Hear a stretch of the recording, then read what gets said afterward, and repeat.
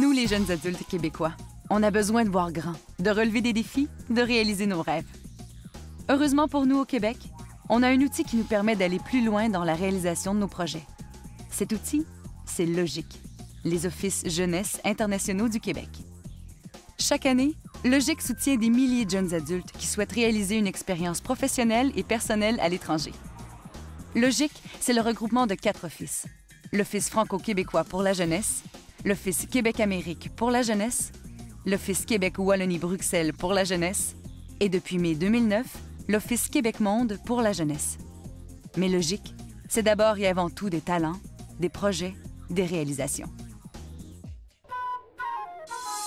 La première fois que je suis allée à l'office, c'est parce que j'étais au début de ma recherche comme chocolatière et je voulais aller rencontrer des chocolatiers en Belgique. 10 ans plus tard, bien, écoute, je vis de ça, je gagne ma vie de ça, j'ai du plaisir dans mon travail tous les jours. J'ai fait l'acquisition d'une plantation au Costa Rica pour développer mon propre cacao. Fait que ça a bougé beaucoup. Puis d'avoir des appuis au début, ça fait une grosse différence. Même si on est tous dans la francophonie, on a tous des façons différentes de travailler. On a tous appris à des écoles qui sont différentes, donc on complète nos formations en travaillant tous sur les mêmes plateaux.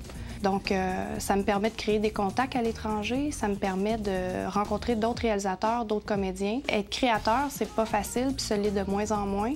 Puis sans des organismes comme ça, moi, je pourrais pas faire ce que je fais présentement, puis j'aurais pas un aussi beau portfolio. En Belgique, on a été chercher des choses qui viennent du spa européen, du spa de la Belgique. Donc, des inspirations qui n'ont pas encore été incorporées au bain nordique et qui peuvent, par contre, amener le bain nordique à un niveau encore plus haut. D'aller se faire ces contacts-là, c'est vraiment de l'art. C'est pour ça que c'est important, une démarche comme ça, de cet organisme-là, qui nous ouvre vraiment les portes du monde, qui nous permet de créer des ponts, qui nous permet de s'inspirer, de faire de nos entreprises vraiment des entreprises de classe mondiale, d'inspiration mondiale. Au départ, c'était beaucoup des projets d'échange étudiants avec des écoles, soit en France, aux États-Unis ou en Amérique latine, pour permettre à nos élèves justement d'aller découvrir les réalités de l'agriculture et de l'agroalimentaire dans ces différentes régions du monde.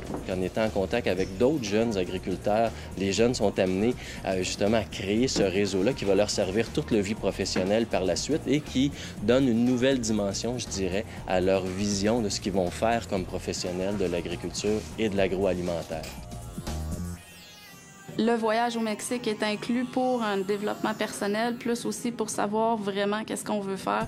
C'était surtout fixé sur le point de retour aux études, plus les exercices d'orientation qu'il y avait là-bas. Je le sais très bien, là, je m'en viens ici, je termine mon secondaire, qu'il me manque quelques affaires. Là. Après ça, cégep en art, université en enseignement et je suis professeure. Ils ont financé des avenirs, formé des gens qui vont plus tard pouvoir parler de ce qu'ils ont vécu, amener d'autres jeunes à faire pareil. Je trouve que c'est extraordinaire.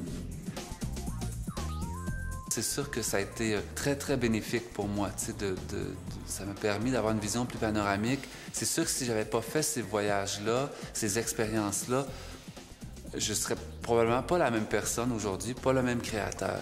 Que d'avoir tout d'un coup la possibilité de travailler à l'extérieur, dans un autre contexte, avec d'autres philosophies, d'autres façons de faire, pour moi, ça a été une source d'espoir, une lueur d'espoir que je pouvais aussi travailler avec d'autres mondes ailleurs qu'au Québec.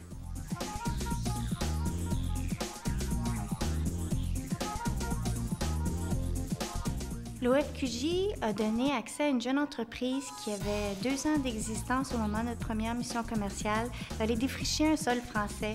On n'aurait jamais eu les moyens d'exécuter une mission de cette envergure-là. Nos 2 missions commerciales nous ont permis d'explorer le potentiel du marché français au niveau des céréales de type granola pour le petit déjeuner, donc voir où allaient les tendances. On a assisté à plusieurs salons, des salons internationaux d'alimentation, des salons d'ingrédients aussi internationaux. Et on a eu l'occasion de rencontrer des partenaires potentiels qui nous avaient sollicités et entre autres aussi de faire du démarchage auprès des grands hôtels de Paris.